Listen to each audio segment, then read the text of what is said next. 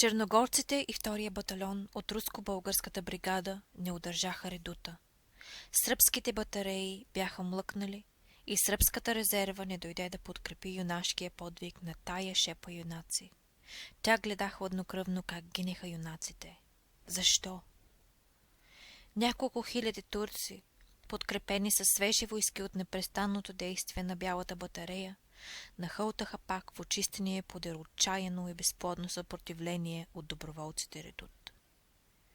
В този злополучен и героически бой легнаха няколко стотин млади души българи и повечето черногорци, които като видяха, че победата остая на числото, умряха спартански. Загинаха мнозина руски офицери. В отстъплението една граната щупи крака на капитана Сикорски, която улови 6 души българи.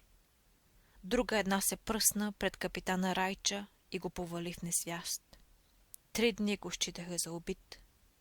Но българите измиха лицето си.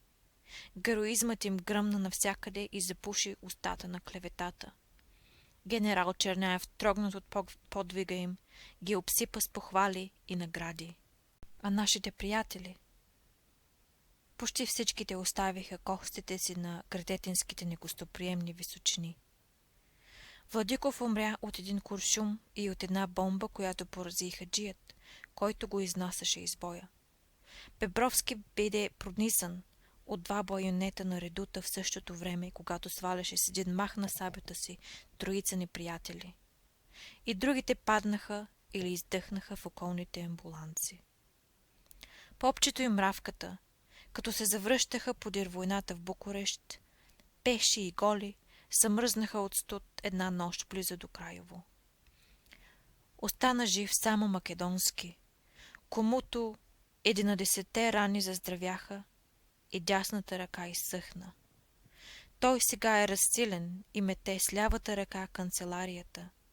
И той е лев от Стара планина, и той е герой на Градетин, малодушно трепереше сега пред гласа на грубия писар.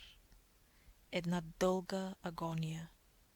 Бедни, бедни Македонски.